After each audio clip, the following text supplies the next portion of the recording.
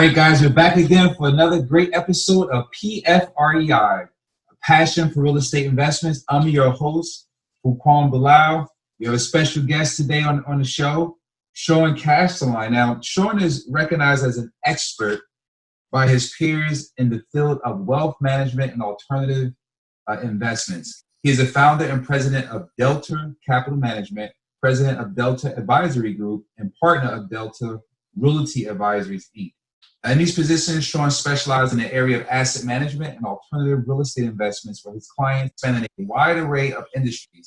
In recent years, he's worked to develop investment and financial alternatives, utilizing the broadest range of financing structures to maximize yields and provide maximum flexibility for his investors. Sean began his professional career with Delta Companies as an asset manager in '92. Now, over the next 6 years, he progressed to the position of senior portfolio manager. In 1988, he was offered and accepted an executive position with the Wealth Management Financial Group, where he managed clients' assets in excess of $200 million. Additionally, during that time, he co-hosted a syndicated financial radio show that was broadcast nationwide, including major metropolitan markets such as New York, San Fran, and Dallas. So we're happy to have you on the show. The first question I always ask is, why are you passionate for real estate investments or alternative assets? Man, that's a question that could go 45 minutes, but I'll try and give you a quick and dirty. I think, because of my years in the stock market and the traditional capital markets, investing in stocks and bonds and going through some pretty major market corrections, I came to the realization years ago that stocks and bonds are not the only game in town, right? So we've had a passion for real estate for years, for alternative investments. And in the most recent years, our group has done a series of Dollar General stores in the Central Florida area. And as you know now, primarily I'm raising money for a group called Tuscan Gardens and Senior Living. But, love real estate, love the stability of real estate. I love it, being an alternative to traditional capital markets. Because again, the stock and bond markets are not the only games in town, right? So that's why I have a passion for it. That's awesome. So now, senior living. So senior living homes, I don't want to use the F word, facility. Right. Communities, we say. Communities, senior living communities. Yeah. Let's talk about that, because this is a very niche market that a lot of people are not aware that's out there.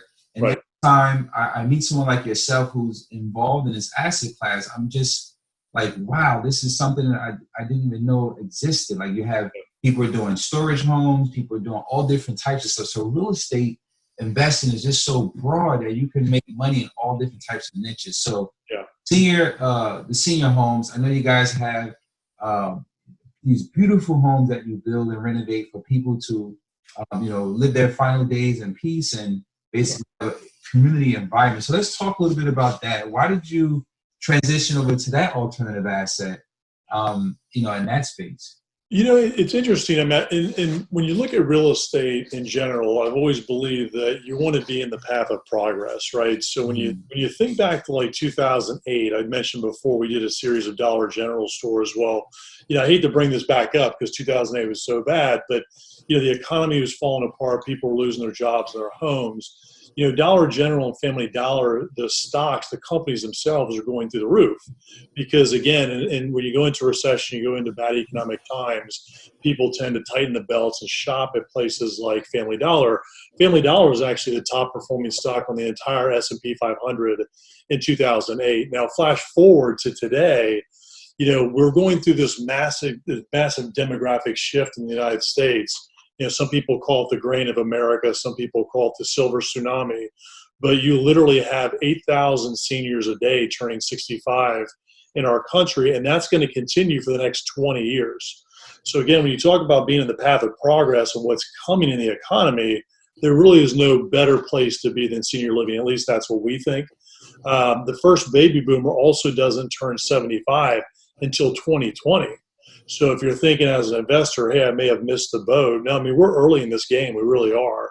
And the last point I mentioned about senior housing is, there's a niche of senior housing but there's many niches within senior housing, right? So independent living, assisted living, memory care, skilled nursing are really the four main categories. But even when you look at the size of communities, I mean, within a couple miles of my house, there's a sign out in front of a 3-bedroom, 2-bath house that says senior living. So some nurse bought a house and is taking care of seniors, which is wonderful. But again, you have communities like ours that are much bigger. So for investors, there really are multiple ways to make money in senior living. If you want to do it as a passive income, you can invest with a developer.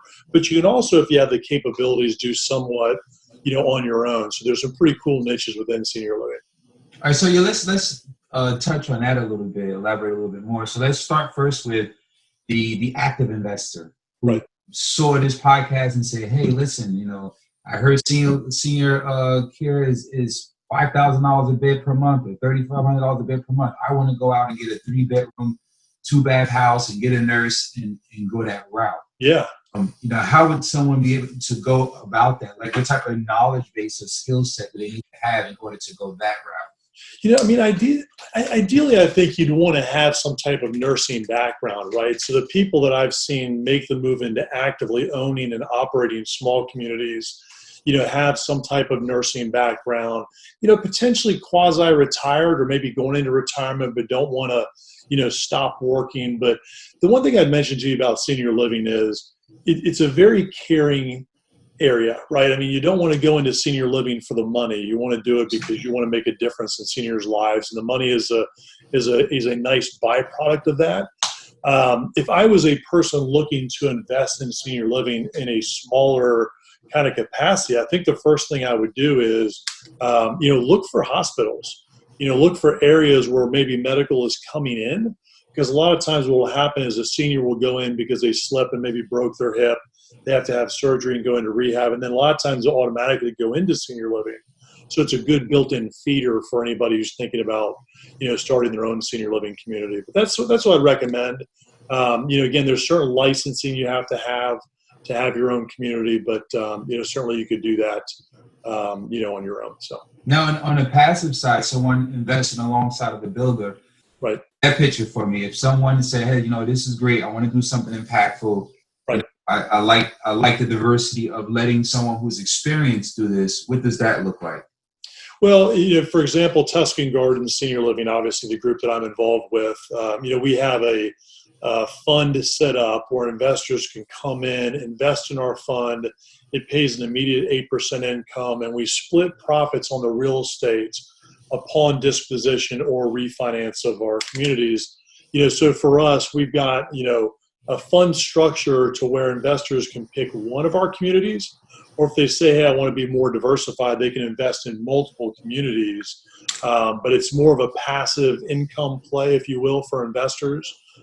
We have 7 open operational communities. We got 2 more in the pipeline right now. So we're, also a developer that has a lot of momentum. But, equity investment is how we're kind of growing our business through, private fund. But that would be the way to do it. There are some, very large, healthcare REITs out there. But, to me, if you're going out and investing in a public structure, you're at the whim of the stock market, right? So we all saw in 2008 again, healthcare stocks, even though the thought of it as being more defensive, got hit during the 2008 recession. So I think for investors, I would look for more of a developer that they can invest directly into the real estate, and probably not like a healthcare or senior living REIT would be the better course, That's awesome. Now, what type of product are you guys looking for as a builder? Are you guys doing product from the ground up, or are you finding existing communities and doing value adds? Yeah, it's actually a great question. I'd say for us, it's been more of a development of our partnership team over the years. So essentially, we started as a development group. We have properties all around the state of Florida, and we're actually branching up into the Southeast. But what we found was there's been a lot of multifamily developers who have moved into senior living thinking, "Hey, it's a great, product. Senior living is going to be big going forward." But what they failed to realize was they can't operate the community. And the third-party operator model in senior living has really kind of fallen apart, So for that reason, we've actually acquired multiple communities as well.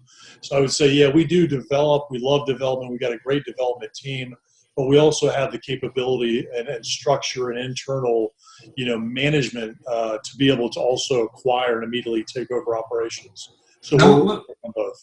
what makes your community different from another community? Some people, they do certain things, like they have a garden on a facility. They'll have certain things. Yeah. What's the give me some points in the communities that you're involved in that you guys focus on and make sure you have that Yeah, and I'll tell you, there's a lot of things. I special mean, touch.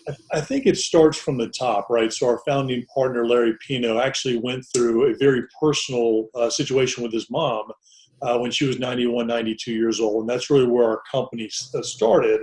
So it starts with a passion from our owner, from our executive team. But, just as an example, we've actually formed a partnership and have a program now called Grassroots, which we're starting to implement in all of our communities.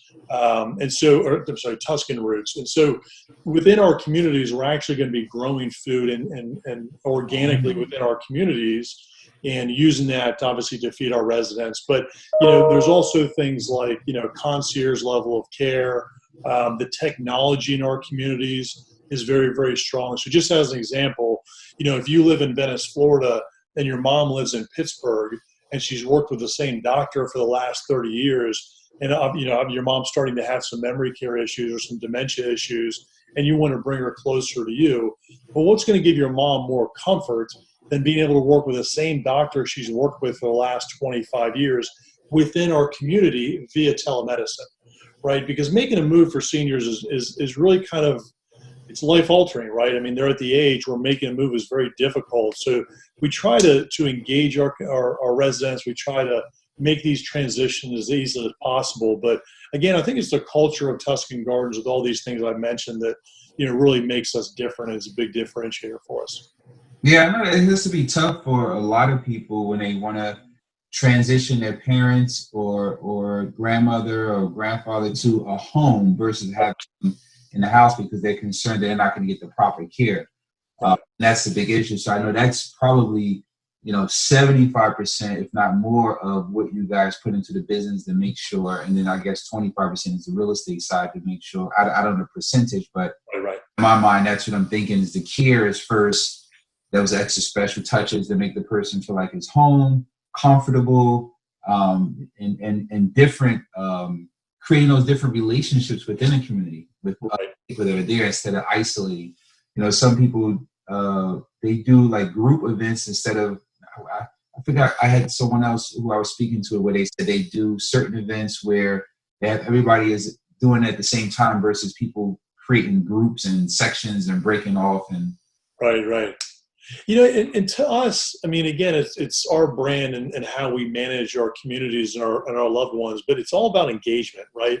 I mean, senior living used to be nursing homes. Everything was a nursing home, and everybody said, mom doesn't want to go to a nursing home. But now, if you walk into these communities, this kind of next generation, which obviously, Tuscan Gardens is part of, these are like resorts. I mean, they're literally like walking into a resort at Disney World or Universal Studios, and the activities are very engaging, even to the extent of like food.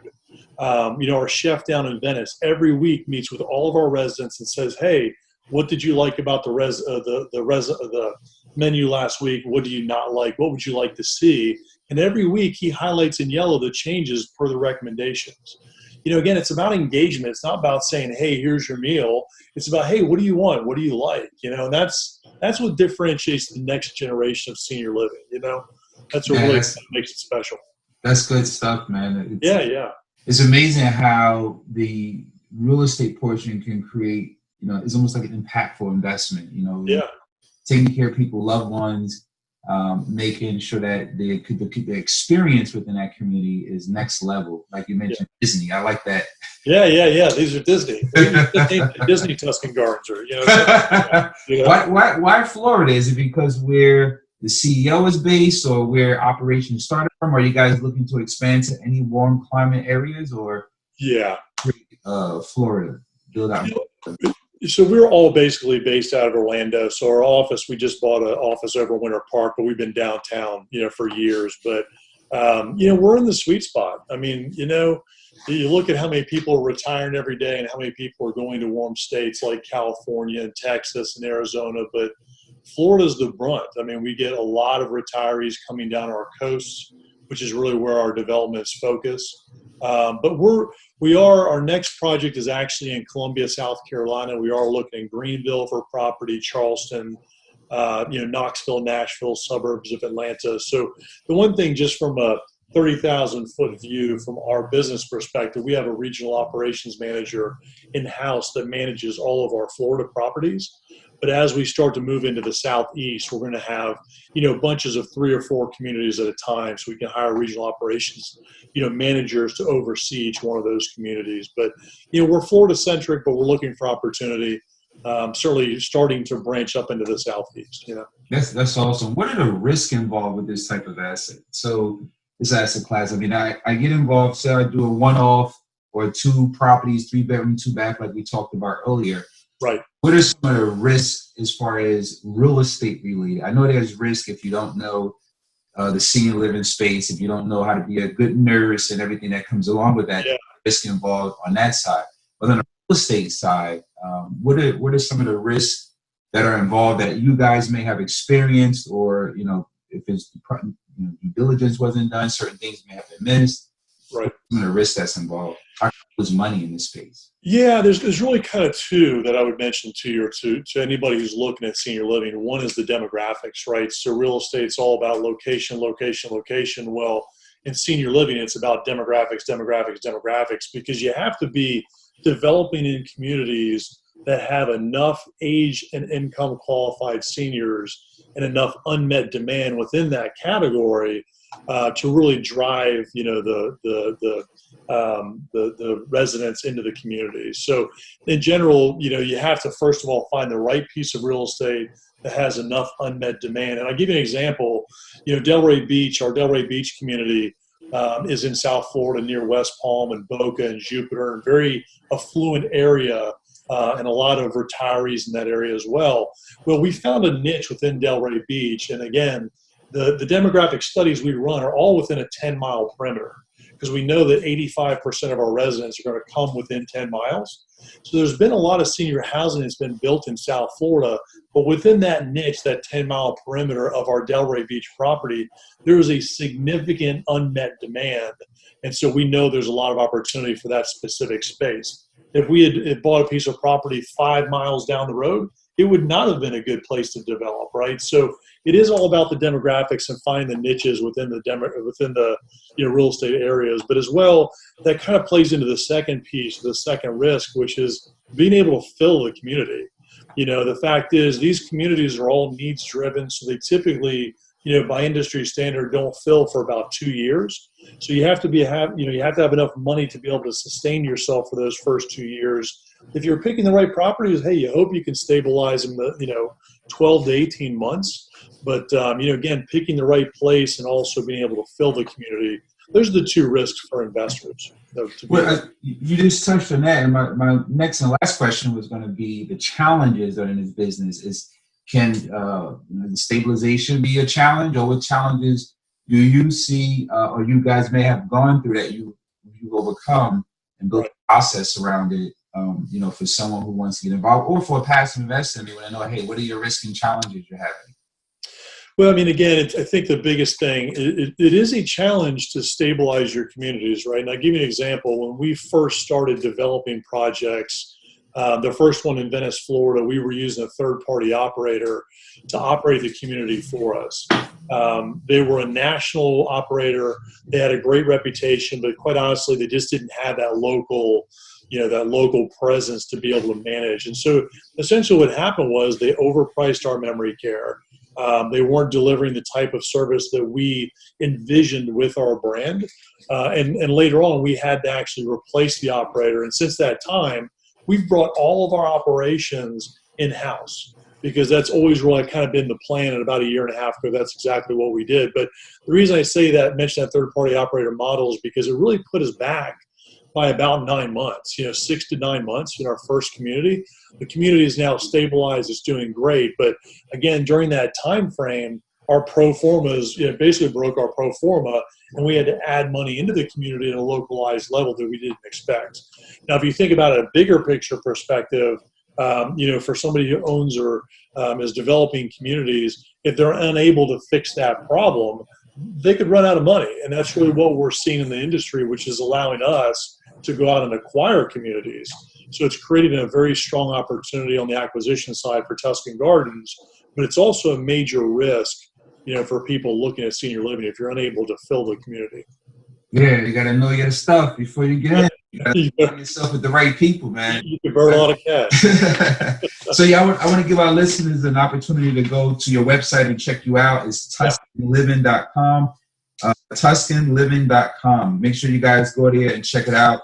Sean, thank you for giving us this information today and sharing with our audience, this investment class. And any last parting words you want to share with the audience, or any information, how they get in contact with you if they want more information about this? Yeah, absolutely. Love to talk to anybody about senior living, whether it's potentially investing with us or maybe just be a guide for you if you're looking to do something in your area. But, our actual investor website is TuscanInvestor.com. So there's multiple sites you can look at. TuscanGardens.com is obviously the development side, but you can reach out to me. My email is sean.casterline@TuscanGardens.com. Certainly, again, be happy to talk to anybody, be a resource for them if they're looking at senior living, whether it's potentially an investment with us or maybe an investment with somebody else.